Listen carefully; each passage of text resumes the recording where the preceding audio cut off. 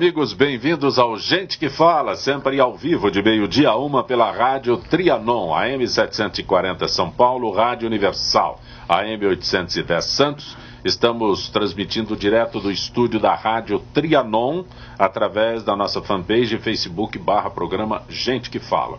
Também pela AltV, www.altv.com.br, TV Guarulhos, canal 20 UHF, canal 3 da NET em Guarulhos, em ambas AltV e TV Guarulhos, 11h30 da noite. Acesse nosso blog, conheça nossos colunistas e colaboradores, gentequefala.com.br. À sua disposição o WhatsApp 974012235 e ainda um telefone à sua disposição aqui no estúdio da Rádio Trianon, 3289-3580. Participando desta edição de Gente que Fala, deputado estadual Coronel Camilo. Prazer tê-lo aqui, Coronel.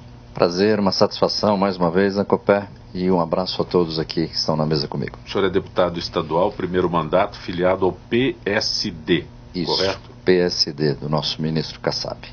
Também conosco o engenheiro, consultor em energia, professor Estélio da Cunha. Professor Estélio, que bom tê-lo aqui. Sacopé, obrigado por me convidar mais uma vez ao seu programa.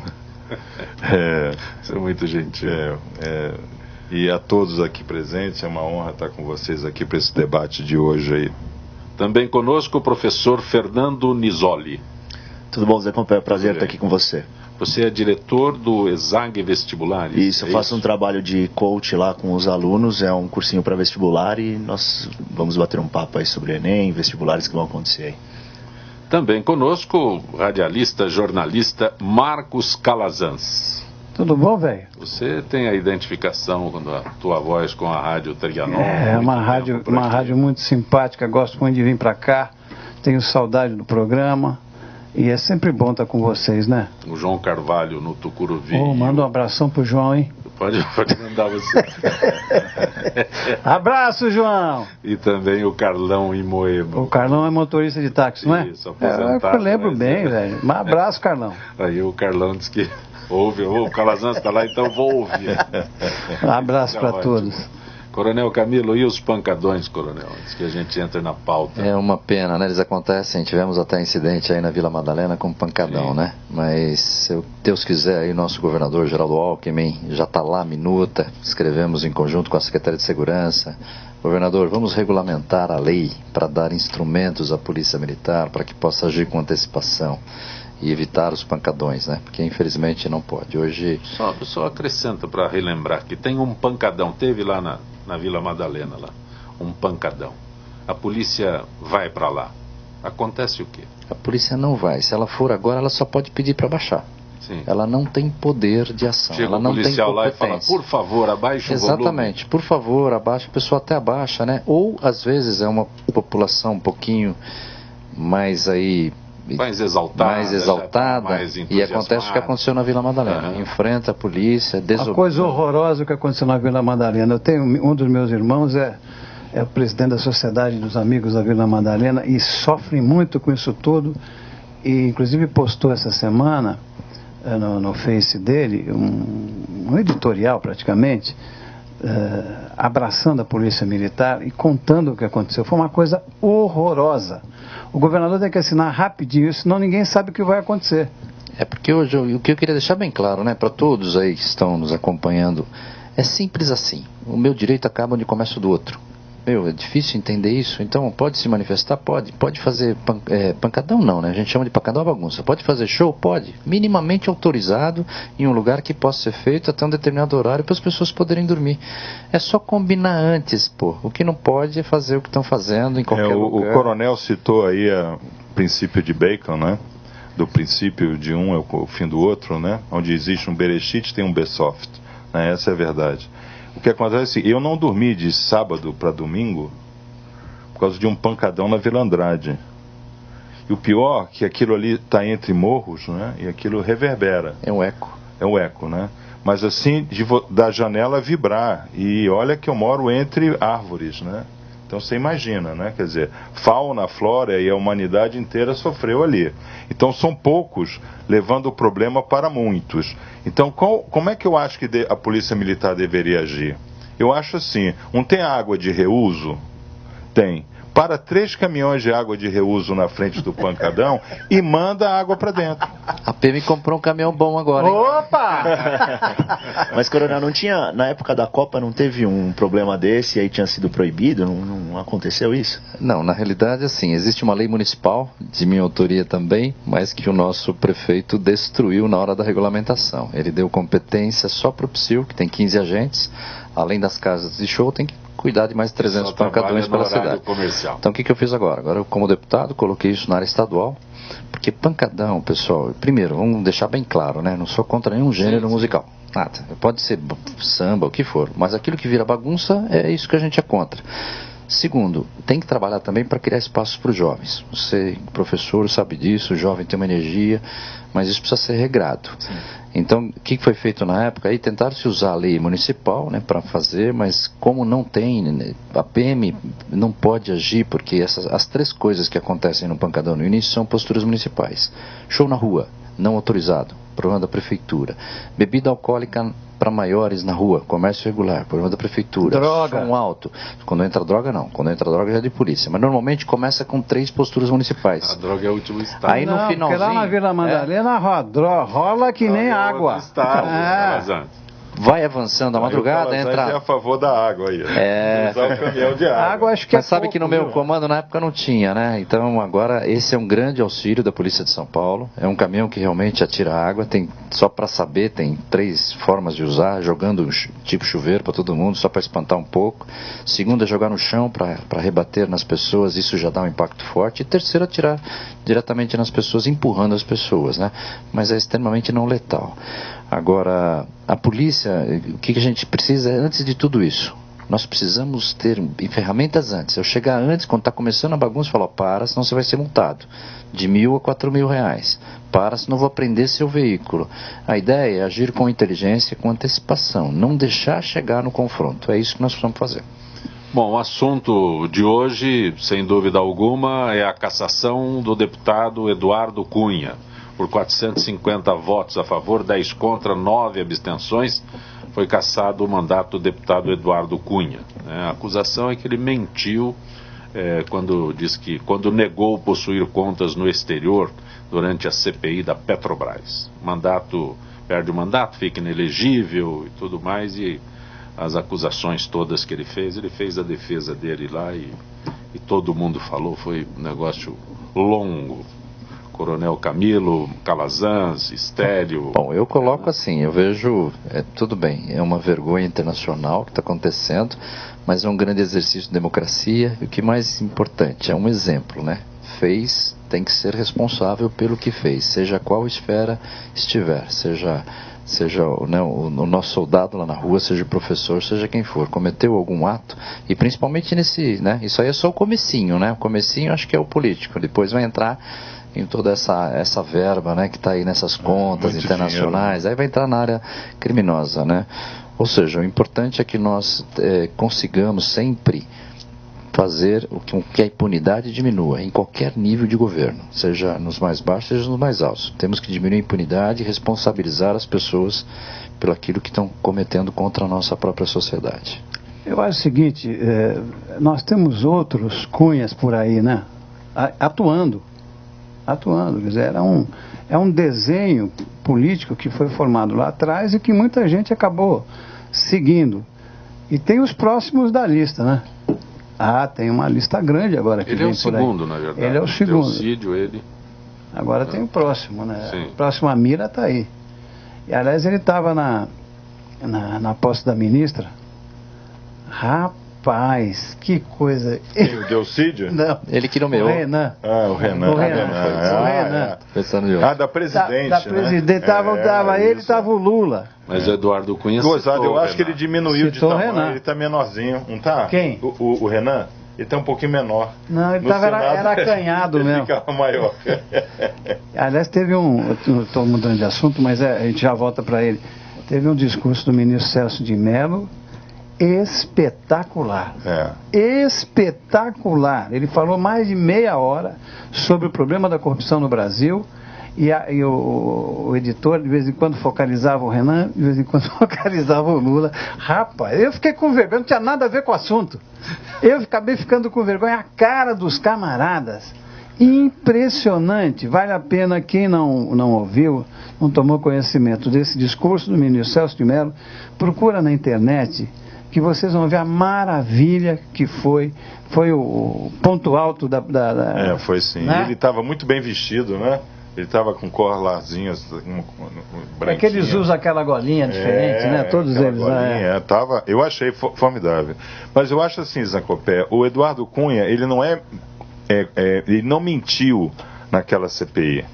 Ele mente desde o princípio. Porque polis, tica, né? É servir ao povo. Ele lá atrás, quando ele era presidente da Telesp, ele já não servia ao povo. Tá? Então a mentira dele vem. Agora, o que aconteceu é o que a gente debate aqui nessa mesa há tantos anos, né?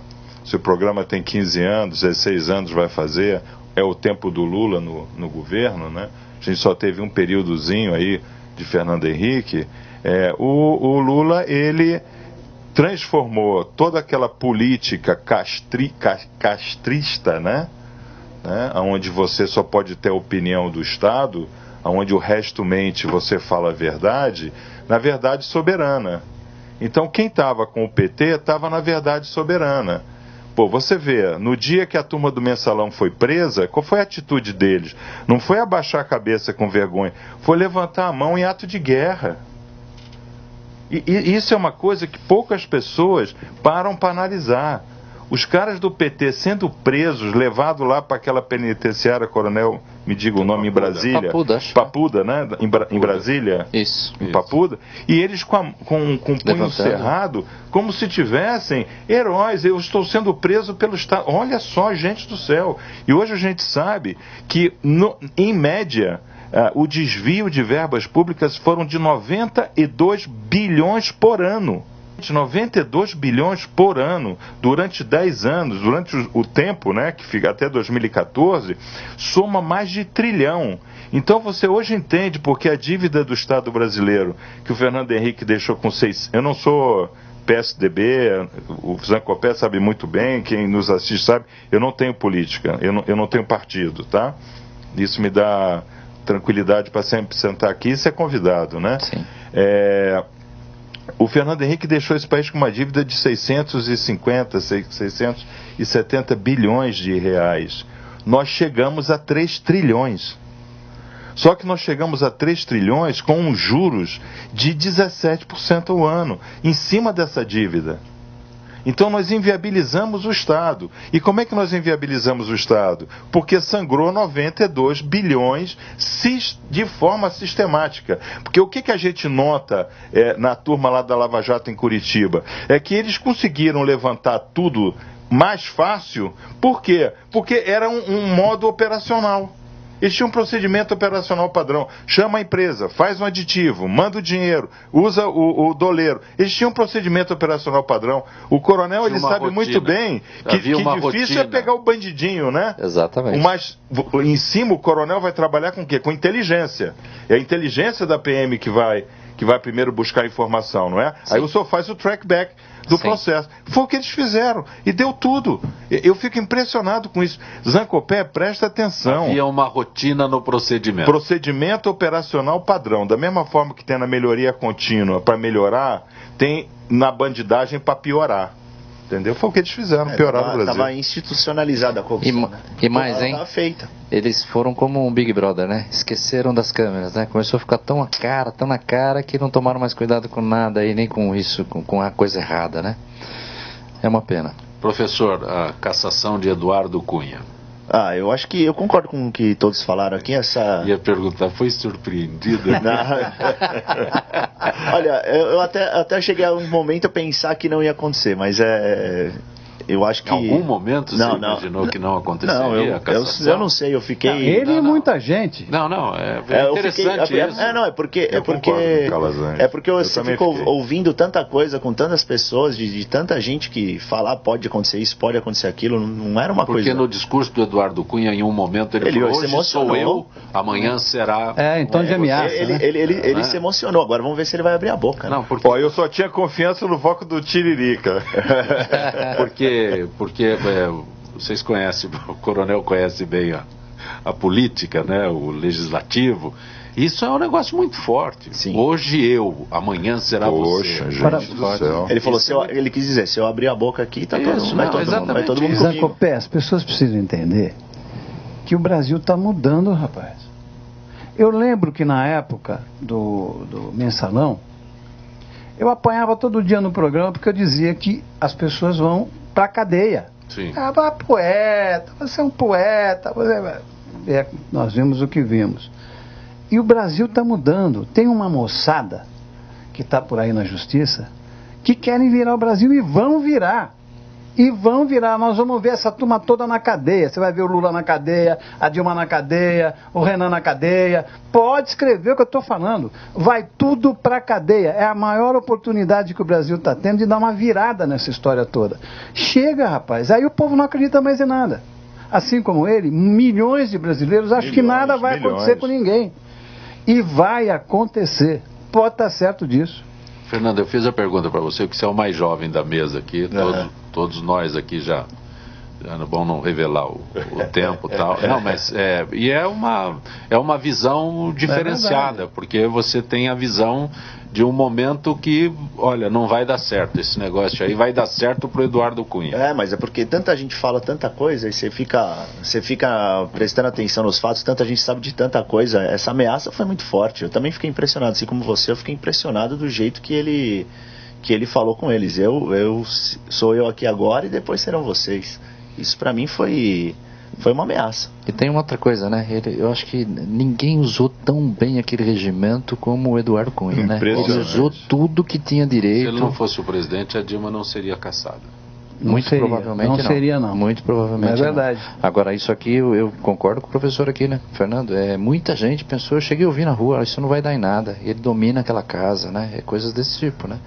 E eu fico muito feliz aí pelo Brasil e sou com a sua opinião, professor Calazans, ou seja, o Brasil está mudando. Claro, o Brasil está mudando, a transparência está chegando. E o importante é cada um de nós, né, onde estivermos, fazer a nossa parte, denunciar o que está errado, exercer a cidadania mesmo, né? É por aí. E louvar pelo sistema eletrônico, né, de comunicação, porque Facebook, WhatsApp, essas coisas realmente é um instrumento invisível de é a famosa espada de Paulo, né? Separa carne de medula, né? Então, sem intermediários. Impressionante. Sem filtro. Agora, eu digo pro coronel, esse programa aqui, ele começou a bater nessas verdades tem tempo, hein, Zé Copé? Desde o começo, né? Sim. Aliás, eu mesmo fui muito perseguido aí fora na rua. Porque eu fui, a nossa diretora riu ali da produção, mas é verdade. Uma vez eu estava no café no shopping, eu levei um tapa aqui nas costas. Próxima vez que falar no nome do pessoal, não falou o partido, né? Sim. Limpa a boca antes. Entendeu? Então. Olha, outro fato ontem. Posse da ministra Carmen Lúcia na presidência do Supremo Tribunal Federal. E imagina-se agora que o STF terá um biênio de pautas mais pops e menos corporativista. Na reta final, antes de assumir o principal posto do Supremo, a ministra Carmen deu 2 recados objetivos. Quer ser chamada de presidente e não está interessada em badalação. Calazans já se referiu à posse. Foi uma posse bonita, foi uma posse que valeu, repetindo de novo, pelo discurso do ministro Celso de Mello, que foi espetacular naquele clima.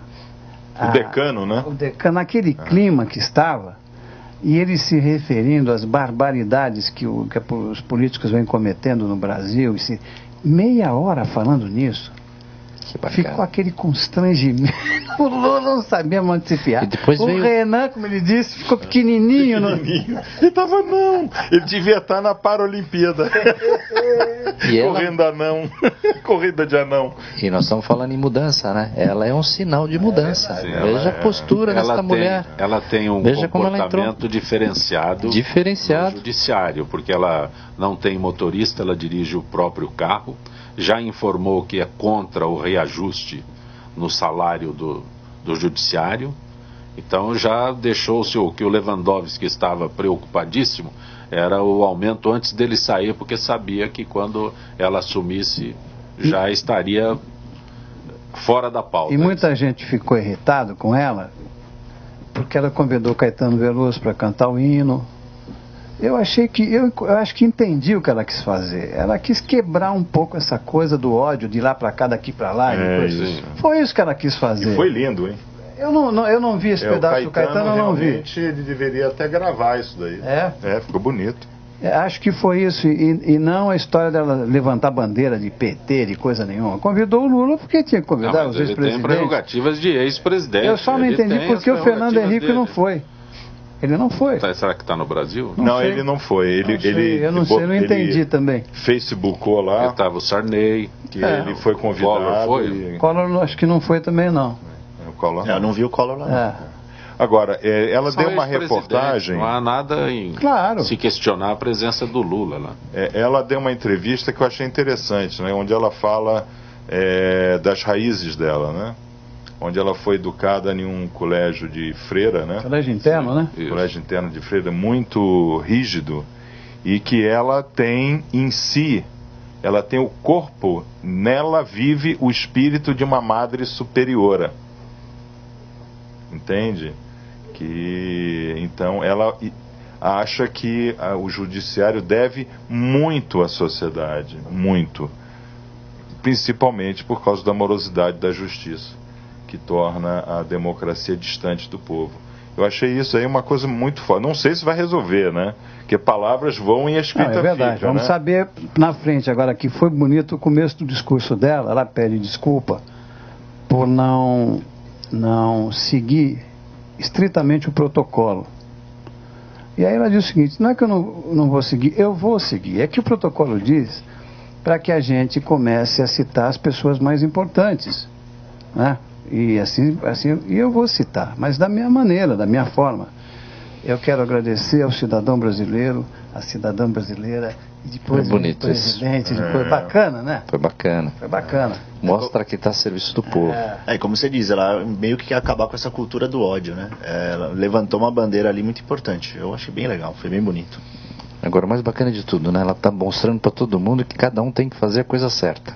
Isso é importantíssimo. É, né? Madre superiora. Importantíssimo. Em pé, no pátio. Não posso perder a oportunidade, né? Estou tentando resgatar um espaço dentro da sala de aula para se discutir cidadania. Eu tenho saudade da nossa aula de educação moral e cívica. Eu tenho também. Estou fazendo um projeto aí para tentar voltar. Tentei na Câmara, não consegui. Né, as influências, né, da nossa administração municipal. Mas se o senhor tivesse, na época do Lula, feito uma lei para estudar a vida do Castro, era teria passado. Esse é o título mesmo, de Educação Moral e Cívica? Na realidade, assim, eu não quero apresentar uma lei que ela não passe. Então, eu conversei com o nosso secretário, o Dr. José Renato Nalini. Sim. Aliás, eu, o Dr. Renato Nalini e o Dr. Lewandowski, nós trabalhamos junto no Tacrim, né?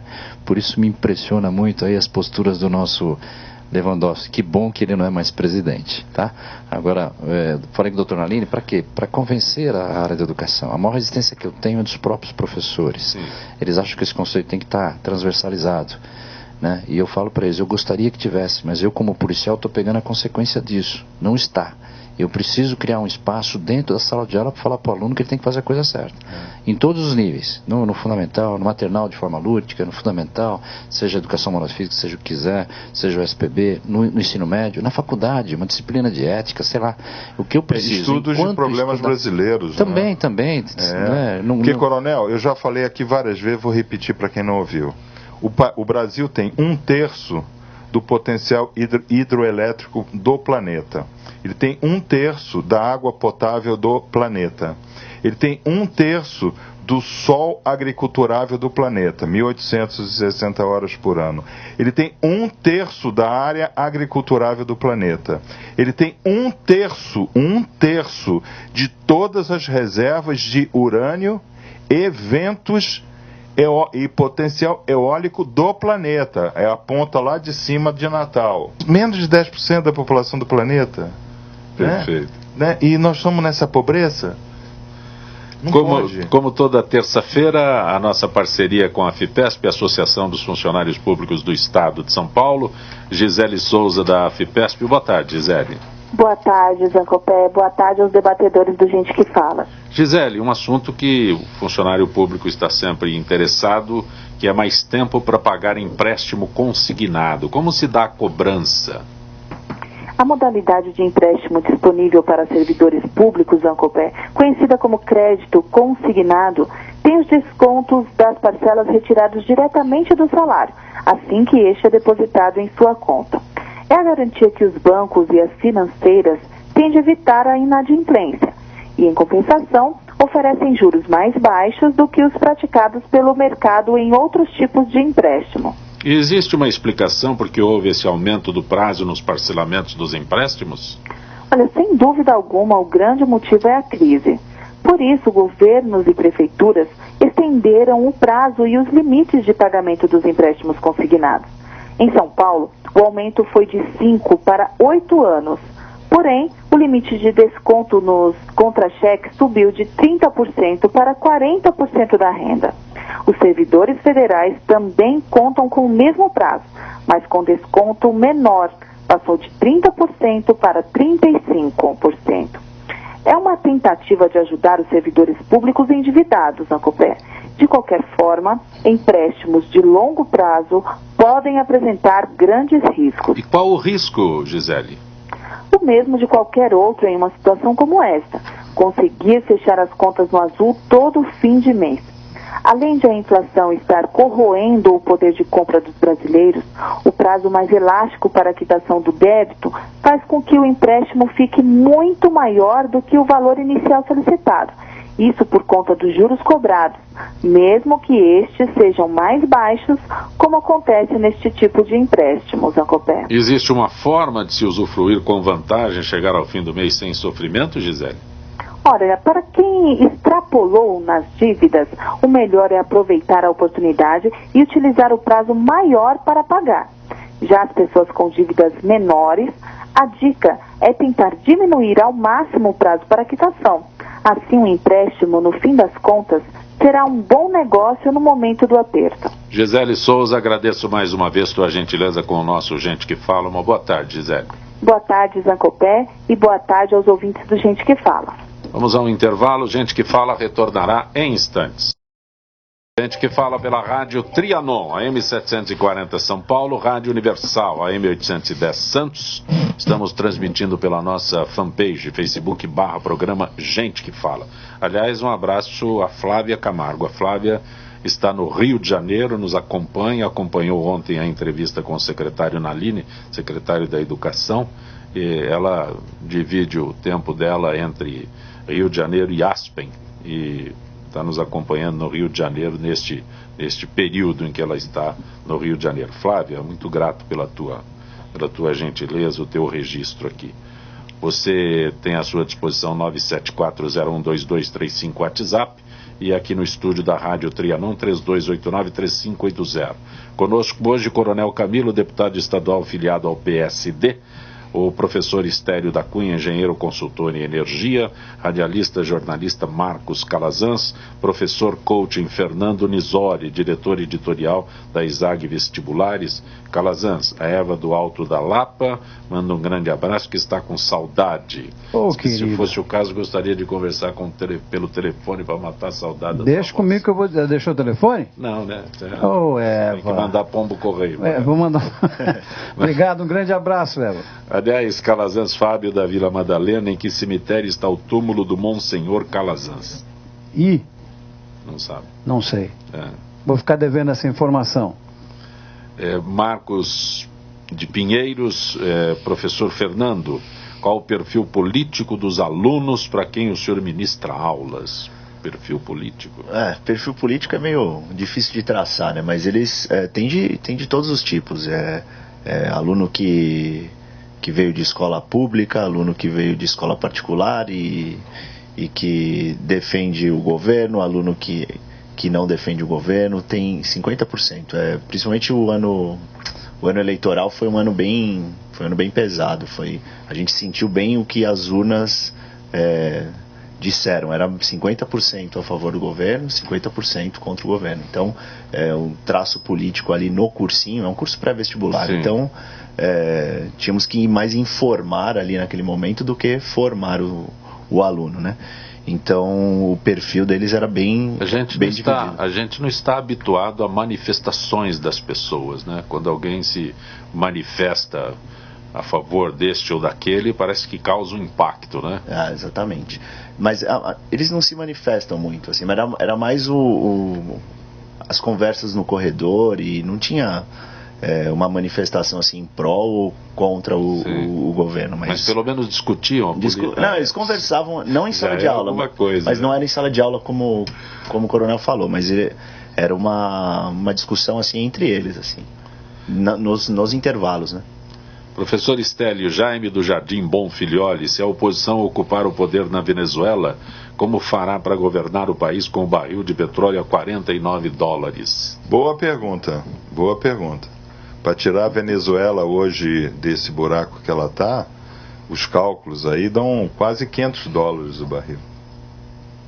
$49 está dando prejuízo. Não é que dê prejuízo. Você entendeu? Hoje 10%. Olha os 10%. 10%.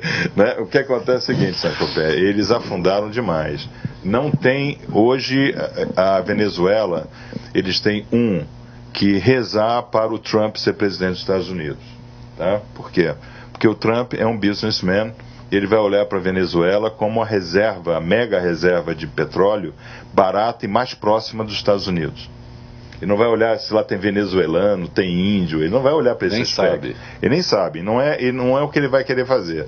Então ele vai chegar lá e vai fazer um adiantamento, né? Nós não acabamos de ouvir a moça falar aí do empréstimo, né, consignado. Então, a América vai fazer um consignado na Venezuela como um todo. A América precisa tirar ali da Venezuela 4 milhões de barris por dia, 2 vezes a Petrobras por dia, só para abastecer a costa leste ali, que vai da Pensilvânia até a Flórida, né? Então, o que acontece? Precisa de 4 milhões de barris. O americano não vai deixar de andar de carro, né? E a Venezuela precisa gastar aqueles barris, né? Agora, vamos também rezar, viu, Jaime? Você faz sempre boas perguntas sobre energia, para voltar a chover lá em cima na Venezuela. Porque a metade da energia elétrica deles vem de hidroelétrica. Eles têm grandes hidroelétricas, né? Foi daí que o Brasil conseguiu entrar com os contratos OAS, Camargo Correia, naquela economia, né?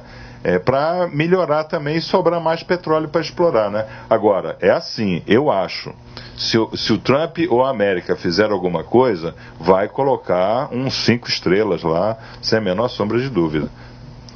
Calazans, Adriano do Cambuci está mandando um abraço especial a você, Adriano do Cambuci. Querido Adriano, um grande abraço, Adriano. Você está, professor Saudade Fernando, da turma. Você está bombando. Graças a Deus, tem que bombar mesmo. Coronel Camilo, Lúcia da Vila Buarque, a sua avaliação sobre denúncia divulgada pela mídia que um capitão do Exército teria participado das manifestações em São Paulo e incentivado depredações e outros atos violentos. Eu acho muito difícil, eu não tomei conhecimento dos fatos especificamente, né? Mas, de qualquer forma, assim, todo tipo de violência deve ser condenada. Eu não acredito que um capitão do exército estaria no meio da manifestação para causar isso. Nós temos muito, só para explicar também, a Polícia Militar tem 94 mil homens, né? O Exército tem 290 mil. De vez em quando tem um aí no meio que faz bobagem. Veja o Coronel no Rio, né? Veja a bobagem que também aqui em São Paulo um comandante falou na imprensa. Então, assim, sempre temos Mas nesse caso específico eu não tomei conhecimento exatamente da notícia de que aconteceu. Eu sempre vi pelas nossas redes sociais. Eu não peguei a notícia verdadeira. Agora, sim, não precisa aqui. Nós não precisamos, em tese, nem fazer trabalho de inteligência para combater as manifestações. A gente sabe exatamente o que elas são, sabe como terminam, né? E as manifestações, na realidade, o povo de São Paulo, podem falar o que for, o povo de São Paulo está de parabéns, está se manifestando, e eu falo aqui como profissional de polícia. 5 a 7 manifestações dia, a maioria termina sem problemas. Uma ou outra que pega no finalzinho, tem um viés político, alguma coisa, que aquisar um fato, que já não são os manifestantes. É um grupinho ali, e muitas vezes um grupinho até político, né? Como tiveram lá no Largo da Batata. Estava o Sr. Lindenberg, estava, né, Paulo Teixeira, tinha mais gente lá. Ou como aconteceu aí na Vila Madalena, né, de chegar no finalzinho, tá tudo certinho. Vila Madalena não, desculpa, Vila Madalena foi pancadão. Mas essa última mesmo foi do Lago da Batata. Chegar no finalzinho e tem um problema, ou o Black Bloc, ou alguém que quer causar um fato. Mas olha, Estado de São Paulo, 5 a 7 manifestações. Eu comandei a região central, eram 3 por dia. A maioria transcorre sem problemas. As pessoas se manifestam, a polícia protege. Eu fiz em 2007 caminhadas no MST, pela Paulista toda, desceu para Ibirapuera sem nenhum problema. 2008, 15 mil professores na Paulista. Não teve problema. E hoje a gente tem aí 30 ou 40, porque eles estão indo muito... É como se não aceitasse... O Zé Copé falou agora de pouco de aceitar a opinião dos outros, né? É como se quem estivesse saindo não aceitasse mais sair, né? Então, não pode, então não posso perder, eu tenho que impor a minha. Então fecha a Marginal, 30 pessoas fecha a Marginal, 10 pessoas para a Paulista. Outro evento que o senhor se referiu foi na Praça da República, quando eles desceram a Consolação. Sim. E na outra vez, no finalzinho, desceram a Rebouças, né? Eles não se conformam porque perderam a boquinha, né? E normalmente boquinha boa, né? Aí não se conformam mesmo. Acabou o sanduíche de mortadela. Então, mas só para terminar de responder para ela, então não concordo com, não sei exatamente esse caso que aconteceu, não acredito que isso, e se foi, não deve ter sido uma coisa institucional, não sei o que aconteceu de fato, não posso dar uma opinião assim muito prática sobre isso. Falei de uma maneira geral como deveria ser. Mas não poderia ser um policial infiltrado, por exemplo? Mas uma manifestação desse tipo, né? Sei lá. Porque, sabe o que é, Coronel? Mas a população não se conforma do seguinte. A história dos black blocs, os caras que quebram tudo. As emissoras de TV gravam tudo. Gravam a cara dos negros, o jeito, tudo, e a polícia não pega. Eu não entendo isso. Juro por Deus, eu tenho dificuldade. Porque essa turma tem que pegar, levar pra cadeia e deixar lá. Mas aí é polícia civil, né? Eu não sei que polícia, seja lá. Pega, leva, mas aí a polícia militar tem esse serviço de identificação. A polícia militar tem um serviço de inteligência também para levantar, mas normalmente não é usado nesse tipo. Eu volto a falar, as manifestações elas são tão abertas, tão filmadas, que não precisa esse tipo de coisa. Onde que a gente põe, às vezes, um policial? Para levantar uma boca de fumo, levantar um lugar, uma coisa mais grave. Isso aqui não precisa, está tudo às claras. A gente sabe até quem está fazendo. E outra, muitos já foram levados para os distritos policiais. O que acontece é que a nossa legislação é muito falha. É isso que vocês querem mudar. Lá em Brasília tem que mudar. Nós precisamos parar de ser paternalista com o infrator da lei. O cara tem que ser preso. Tem que entender que cadeia, pessoal, olha, isso aqui eu vou deixar bem claro. Nós temos que voltar ao sentido da pena. Não sou jurídico, mas a pena é pena. Pena é punição. Pronto. Não ter pena do cara. Né? E outra, eu tenho que ter pena da vítima. Eu não tenho que ter pena muito. Eu tenho que tratar o infrator da lei com respeito. Ele tem que ser preso, tem que pagar pelo que fez. Agora, eu não posso ser paternalista. Com saída temporária, com visita íntima, com progressão indiscriminada. Isso aí, parabéns. Não, para com isso, mesmo. pô. Nós estamos numa hipocrisia aqui. Depois fica cobrando da polícia. São Paulo é outro departamento, né? A Carla do Paraíso, você manda uma pergunta para o Calazans aqui, mas eu não vou fazer a pergunta, até porque você cita nomes de candidatos que estão aí em plena campanha, viu, Carla? E é isso, a gente é impedido de fazer esse tipo de comentário aqui. Eu lamento, gostaria até de abordar o assunto. Você me deixou curioso agora. É mesmo? Eu já escondi para você. Você pode mandar um abraço para Carla. Claro, um abração para Carla. O professor Fernando Nisoli, o final do ano chega aí, se aproxima vestibular, estudantes se preparando para Enem, vestibulares, né? Existe alguma metodologia especial que a gente possa orientar realmente? Então, Zé Copé, são vários tipos de aluno, né? Tem o aluno que ele vai prestar um curso que não é muito concorrido, e tem um aluno que ele presta um curso que tem uma concorrência muito grande. Nós lá no ESAG trabalhamos com alunos que vão concorrer à vaga de medicina. Então o sonho do pessoal é medicina, ser médico. E alguns vestibulares batem índices de concorrência aí de 200 candidatos para uma vaga. Então é uma competição bem cruel. O aluno ele tem que se entregar ao máximo. Então a nossa metodologia ela é baseada em período integral. O que nós orientamos o aluno? Ele fica no cursinho durante 12 horas no dia. E ele estuda a aula que ele teve naquele dia no cursinho com a ajuda do professor. Então a dúvida ela não é levada para casa para ele falar assim, no outro dia eu vou lá e converso com o plantonista, no outro dia eu vou lá e converso com o professor. Não, se pintar dúvida, ele resolve, ele tira a dúvida na hora. Essa metodologia de estudar a aula que ele teve no dia é que é o fruto aí do resultado do trabalho ao longo do ano. Você pega vestibulares como, por exemplo, o Enem, hoje em dia é um vestibular, ele nasceu como um método aí de avaliação, mas hoje ele é um vestibular, ele seleciona candidatos para as principais federais. Acho que a única federal aqui que não trabalha exclusivamente com o Enem é a Unifesp, a Escola Paulista de Medicina. Aquilo que vaza depois é verdadeiro ou não? Do quê? Aqueles negócios maravilhosos que a gente vê nas redes sociais sobre as pérolas do Enem. Isso é verdade. Eles mandam modelos de redações nota 10 também. Sim, esses não vazam. Esses não vazam. Agora as pérolas saem aí. É muito comum isso. Mas o aluno ele tem que... Vamos voltar, né? Falar da redação. Sim. Ele tem que seguir uma estrutura para fazer uma boa redação. E esquecer essas... O professor Stélio fica desesperado com o português hoje em dia. Desesperado. Mataram a nossa língua. A língua portuguesa é uma língua belíssima, né? Porque como a gente tem uma grande parte que vem de Portugal, lá nós temos todo o latim, toda parte do celta, toda essa parte da invasão moura que teve em Portugal, né? Nós falamos Oxalá, né? Não é isso? Isso. E na minha época, o professor está falando, eu estudei em um colégio jesuíta assim, que era das 7 da manhã às 4 da tarde, de manhã eram as aulas e à tarde o estudo dirigido. Então tinha dirigente. A dirigente era aquela que assistia a aula junto com o professor. E ela já anotava, ela ficava de frente para o aluno, né? Sentada, de frente para o aluno, assim, perto da porta, como está a assistente do coronel ali. E ela anotava as dificuldades, até faciais, que o aluno pudesse ter.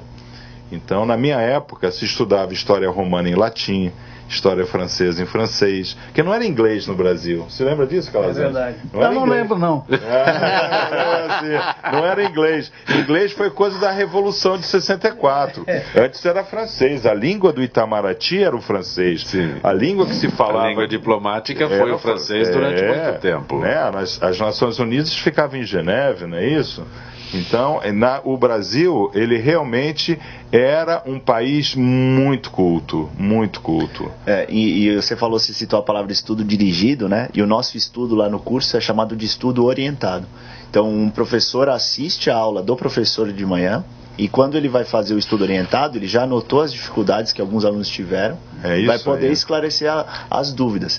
E eu estava até conversando com a professora de redação hoje de manhã, antes da primeira aula, e ela falou para mim, a minha grande dificuldade é fazer o aluno de hoje escrever um texto de 30 linhas, porque ele está acostumado a escrever em 140 caracteres.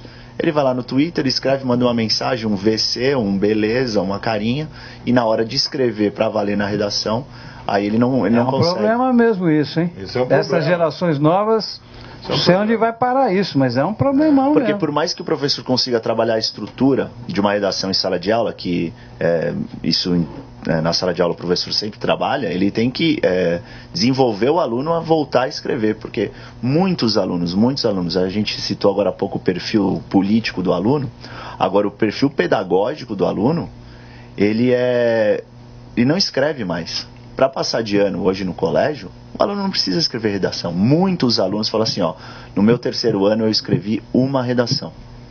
Como é que ele quer desempenhar um bom papel no Enem se ele não consegue escrever uma boa redação?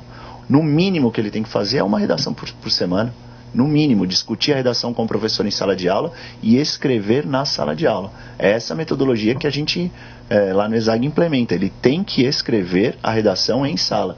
Não adianta deixa para depois. Se ele levar para fazer para casa, tem televisão, geladeira, computador, amigo. Ainda vai colar da internet. É cut and paste. Exatamente.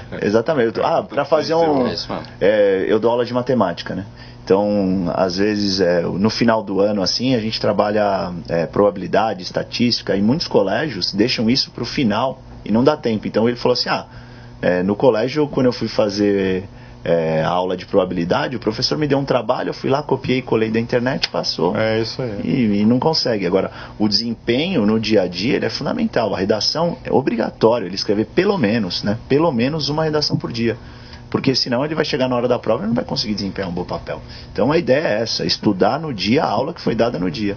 E com a dirigência que você falou aí, nossos plantonistas lá, eles trabalham dessa forma. Ela se chamava dirigente. Dirigente.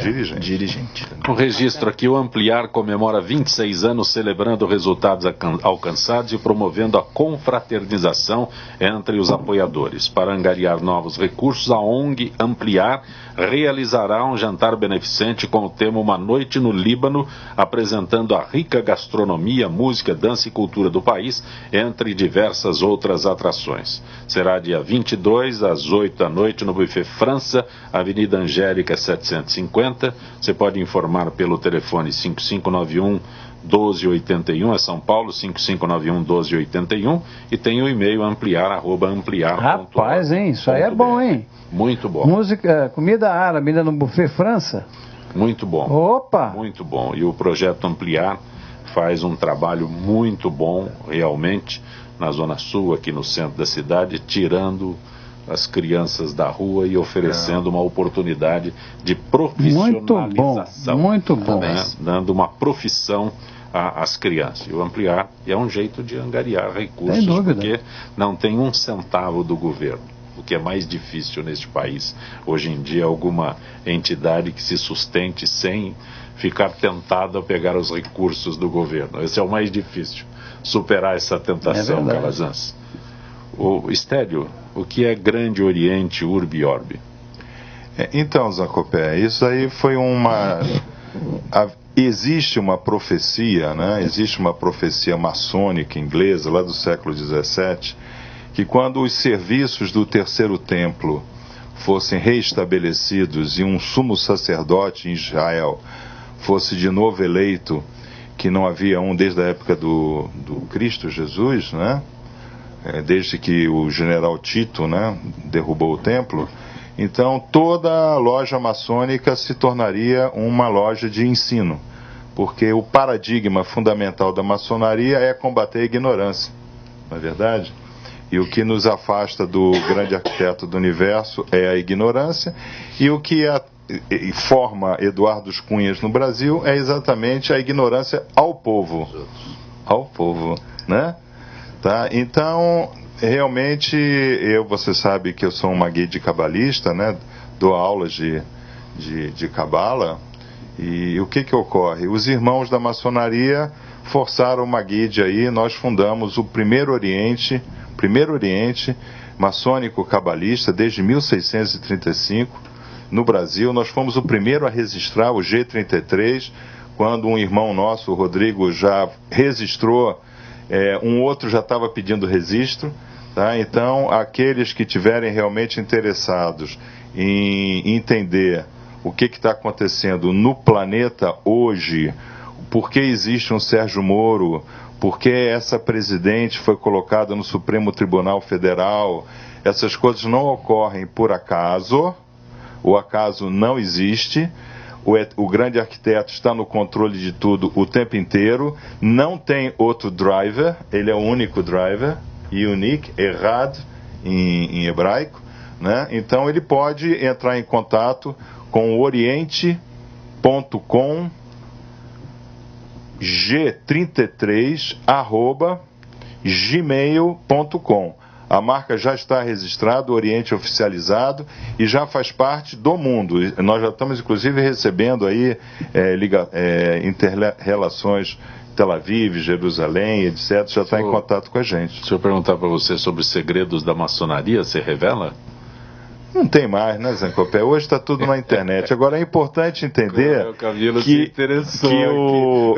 que o nosso querido Zancopé Simões foi convidado e aceitou ser o nosso Honorable Worshipful Master. O que é isso, professor? E você sabe bem que é. Ele é, mas chique pra burro. Ele é o nosso Repete que o nome é bonito, por favor. honrado grão-mestre, né? E ele vai sempre nos dar a orientação ritualística dele. Eu sou muito místico, né, Zé Copé? Sim. Eu não acho que nada ocorre aqui que não tenha sido emanado de planos superiores, né? Eu acredito. Só para o Calazans, qual é o termo que você... Mas fala devagar, aí, devagar. Vamos saborear. Vamos saborear, seria? isso. Seria um cargo, seria uma função? Seria o cargo o pontífice, né? Que é o honorable, honorável. Sim. Worshipful, aquele que é dono da sabedoria da palavra, o Hokmah, né? Sim. Full, quer dizer, completo. Master, quer dizer, é o nosso honrado mestre, grão-mestre. Gostou, Calazans? Rapaz, é coisa pra chuchu, hein? Muita coisa. E nós estamos aí realmente, olha, quem quiser realmente aprender, a gente está vendo o professor falar sobre aprendizado. É muito importante nós entendermos que nós estamos no ano de 5.777, é um ano milenar. É o ano em que nós estamos comemorando esse ano 70 anos do retorno do Estado de Israel. Nós estamos comemorando 50 anos que Israel tomou o controle de Jerusalém. É um Shabbaton, né, que é considerado aquele ano em que todas as dívidas são perdoadas. E isso ocorre em um 777, que é um Kadosh, Kadosh, Kadosh, é um ano completamente santo. Então nós temos que nos preparar. Não é à toa que tem um Sérgio Moro em Curitiba, não é à toa que tem uma ministra dessa aí, essas coisas não são à toa. Essa terra de Santa Cruz, que o nome não é Brasil, Sim. Brasil é nome de roubo, porque vinham aqui os mercenários e roubavam o pau-brasil. De onde é que você veio? Lá de onde eu roubo o pau-brasil. Então vamos começar a entender isso. Nada ocorre por aqui. Muito importante, é o ano 5.777 do ano de Cristo, porque o nosso ano 2017 é ano do Gregório, que a gente já discutiu em outro programa. Estélio, eu agradeço a tua gentileza de ter vindo ao nosso Gente que Fala, muito bom. Obrigado, Zé Copé. Coronel Camilo, é sempre bom tê-lo aqui no Gente que Fala. Eu que agradeço e me coloco à disposição na Assembleia para discutir qualquer assunto que a gente tenha comentado, né, os nossos... E o Coronel está convidado às nossas reuniões também. Vamos lá, só para não perder, vai. Eu queria até fazer um convite a todos, né, você que nos assiste, participe, né, participe do Lages, participe do Rotary, participe da maçonaria, participe de todas essas ordens existentes, onde a gente cultiva aí o aperfeiçoamento pessoal das pessoas, né, vamos viver melhor. Professor Fernando Nisoli, grato por ter vindo ao Gente que Fala. Muito obrigado, foi um prazer estar aqui. Se alguém se interessou aí pela metodologia, quiser saber mais informações, é só acessar o nosso site www.cursinhoparamedicina.com.br. Metodologia completa aí à disposição de quem tiver o interesse. Calazans, você sabe que os ouvintes da Trianon ficam eufóricos quando você vem para cá. E eu fico também quando venho para cá. Obrigado, viu, Zanca? Obrigado, Zenilda. É uma delícia quando a gente vem para essa casa, adoro isso aqui. E um beijo enorme, um abraço para os queridos ouvintes. Gente que Fala tem a direção geral do jornalista Fausto Camunha, diretora de produção Zenilda Salvato, redação Pedro Schiavon, produção cultural Ricardo Godoy, na rádio Trianon, Benebene, Cléo Rodrigues, Neildo Neres, Ricardo Valim, na direção da TV Guarulhos, Fernando Mauro, na direção da UTV Alberto Luquete, na técnica James Eduardo, Paulo Afonso, Iago Matsumoto. Estaremos de volta amanhã, meio-dia. Gratos, até lá.